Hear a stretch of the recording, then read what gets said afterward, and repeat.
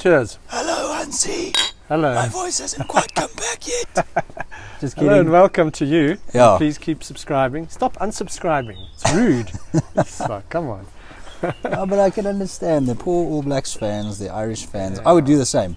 I wouldn't want to see like, hey guys, it's out of anger. We're through to the next round. You know, like no one wants to see that if your team is down. Like I'm the worst with that. I don't watch any YouTube when we lose. Yeah, true. So sorry for taking long, but well, it was like winter had come. Yes, it was like suddenly we went from a heat wave into a like cold snap. Yes, it was raining. It was 11 degrees Celsius. I'm wearing a jacket. Yeah, today it's still chilly. A bit better. Still chilly though. Yeah. Anyway, enough about the weather. Yeah, not here to talk about weather. The mighty Springboks. Cheers again. Cheers. I mean, I didn't see this coming. No, not before the tournament. Not halfway through the France game. Not halfway through the England game. Not halfway through the final. And I think that's why the world hates us. Is because we just kept grabbing victory from the jaws of defeat. Yeah, I don't think they all hate us. No, not like everyone. I saw Brian O'Driscoll was very respectful, and he was congratulatory, and he said very nice things about us. Yeah.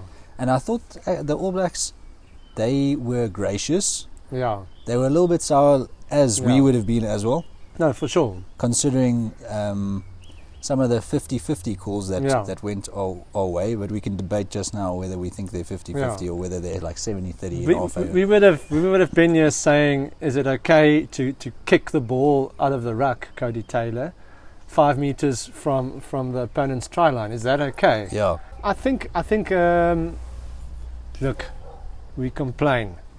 We complain about stuff. We try our best not to complain. We complain about the refs. But we complain about refs. But I always try and say, there was a moment that I felt completely changed the game, like 78th minute, a scrum penalty when I felt their guy went down first. Then I'll complain. But Ardie Savea, maybe there was daylight. That was the 18th minute of the game. I mean, there were many times All Blacks had their chances later. Yeah, they didn't go for posts. They missed 2 kicks. They missed 5 points. Not crazy difficult Mo'unga kicks. dropping the ball when it was going down that left wing.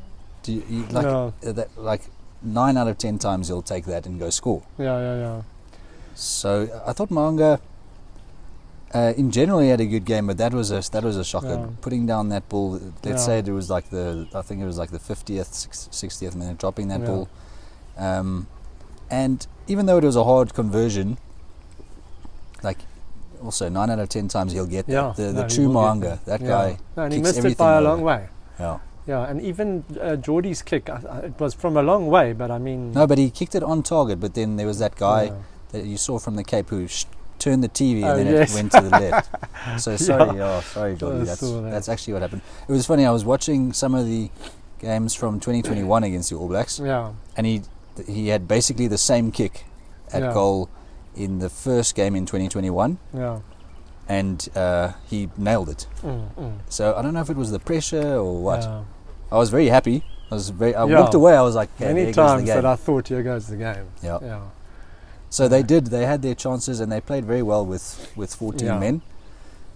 But it's also like a lot of the guys have said. It's almost as if sometimes, like us against France last year, you almost play better.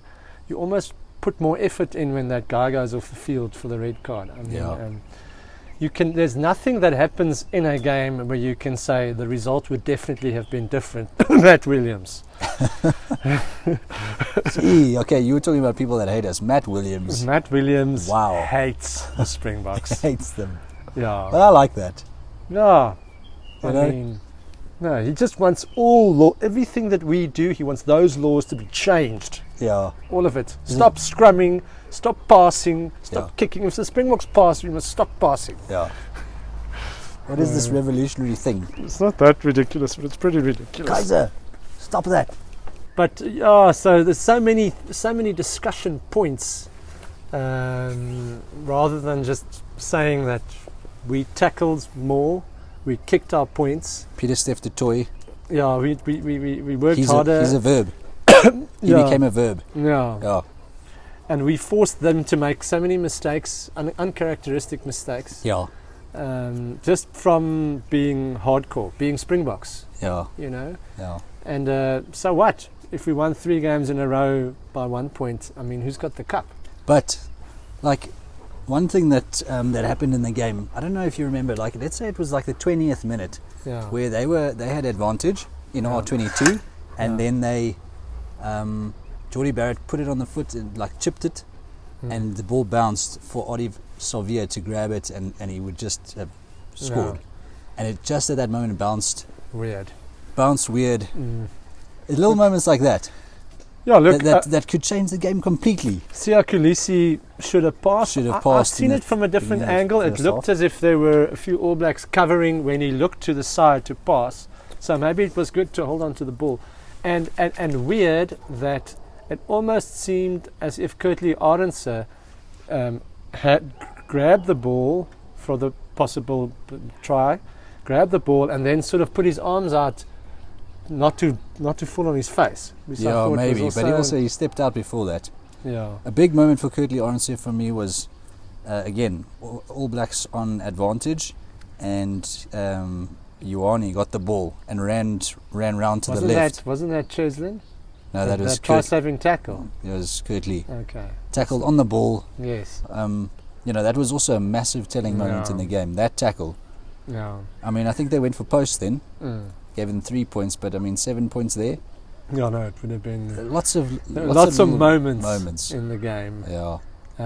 Obviously, Bongi going off was the two massive things that almost. And I know we had 15 players on the field, and Dion Fourie is a brilliant rugby player, but we had nothing in the lineouts. 0 lineouts. Our one weapon was completely out of the game. The All Blacks stopped contesting our lineouts like at a point, and suddenly we could win. Like whenever they contested them, they took the ball. And we just went for the easy options because Dion is not. He probably practices less. Even the easy options we couldn't take. No, it was easy for them to just jump in front of our number 2 jumper. Yeah.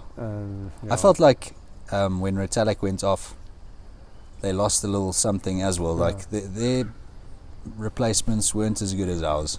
No, but we said that before the game, that might be a deciding factor. Yeah, because Kwacha ripped a few balls. He was great in the tackle. He's like the leading, what do you call it, jackler? Is that the term? Well, depends on where you live. Yeah. The northern hemisphere. Yeah. I don't know, what do we call it? Ball stealer. Yeah. Pilferer. He was the leading leader of pilferers. Yeah.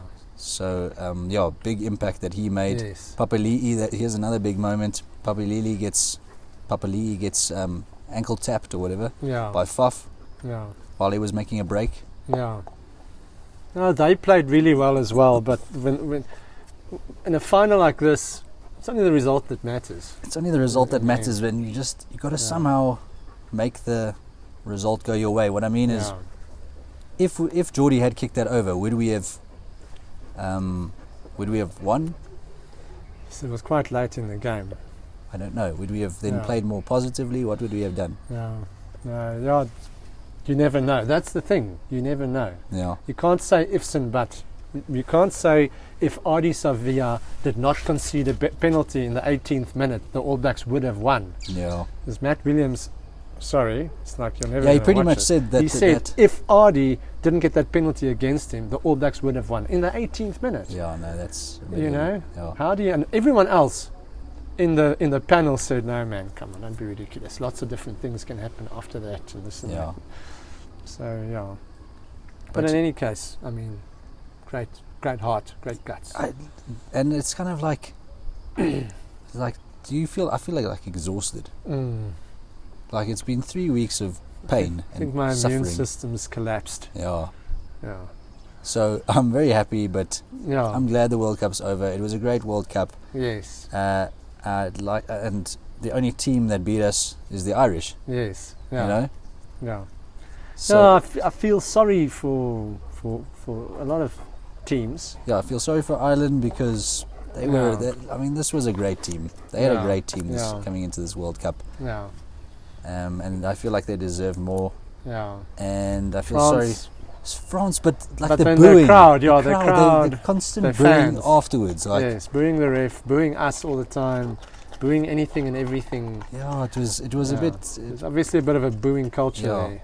Yeah. We boo as well. Hopefully that we don't behave like that. We're not great fans either. But our friend that went to the quarterfinal against France said after the game, all the French fans came to him and said, obviously not everyone in the stadium, but a lot of them came to him and said, congrats, well done, you guys played better, that sort of thing. So it's not everyone. It's kind of like our fans as well. No, we don't have the best fans. We have some bad fans. Yeah. And I do understand. I completely understand why All Blacks fans are upset. I completely understand it because I would have been exactly the same. Yeah. I wouldn't have been able to get over it. One thing that I don't understand about them, what they're saying is a lot of them are saying you must get rid of the TMO, basically. They're like the TMO ruined the game. Steve Hansen. Yeah. And I don't think the TMO specifically made any wrong decisions. I thought Khaleesi's tackle was different. It was different to Sam Cane's. I thought that you can't score a try off of a knock-on. That's not a try. You've got to. No, it will be worse if you get. They say the TMO must only be used for tries, but it will be worse if you completely get rid of the TMO because they're just going to miss stuff, and then you're going to moan about the stuff that the ref misses again. It's just World Rugby. Obviously, all the fans have an issue with World Rugby. They've got to look at stuff. I mean, in school rugby now, they want to create a law where there's a tackle zone, which is between the top line of your shoulders and your knees, and you're only allowed to tackle within the tackle zone. Otherwise, it's a yellow card. Oh wow! Any contact outside the tackle zone, below your knees, and above the line of your shoulders, is immediate yellow. And rugby players are just going to have to condition themselves, and that's why Khaleesi's thing I feel was more unfortunate because his head was pointing down, his eyes were pointing towards the ground.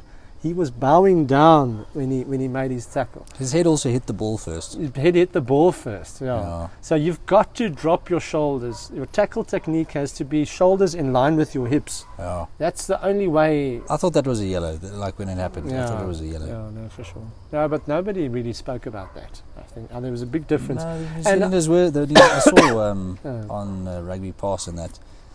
They were saying that. They were like, but are those tackles so much different? I can't see how you can think that those tackles are the same. And Sam Cane was extremely unfortunate. Here's an example. The tackles would have been the same if Sam Cane his shoulder first hit the ball and then hit JC Creel's face. Yeah. Then it would be the same situation. It would be the same, yeah. No, and he was upright. Sia wasn't upright. He dropped his shoulders. Even if he was upright, if his shoulder first hit the ball, because Jesse Creel was sort of leaning into the tackle. Yeah. So I don't think that's... Yeah, Jesse quickly changed direction as well, and maybe that would have been mitigating. But they just have to take a big hard look. I mean, I've read things now about only taking the player off who made the infringement and then replacing him with someone else. Always having 15 players off the field. The Sanzor law, where a red card is as a 20-minute offence, and replacing him with the player, they have to look at different options. But in a 10-man game, like we said it just now, did the 14-man thing actually make that much of a difference? No. I mean, because it wasn't 50 minutes that they played without Sam Cane, as in they played 14 against 15, because we also had 2 yellows, both of which we deserved. Yeah. So it was half an hour, which can be a difference. But we're not playing wide. We're not playing a wide game, that sort of thing. It's pretty much the same game. And if they had won, they would have been like greatest game ever. Yes. And I would have been very sad. I would have been extremely sad. Plus, it was a tournament with actually very few red cards. Were there red cards in the tournament? Very few. Lots of yellows. Tom Curry right in the beginning. Yeah. Jesse Creel didn't get a red card for his upright tackle in the Scotland game. Yeah. But very few. Very fewer than in the Rugby Championship, or fewer than in the Six Nations. I don't know. I'm just saying.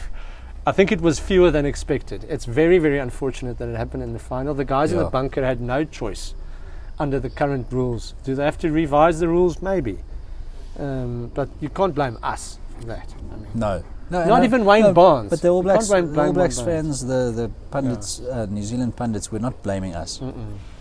They weren't like we're cheating or anything. They were like, it's the referee. So it was all in good spirit.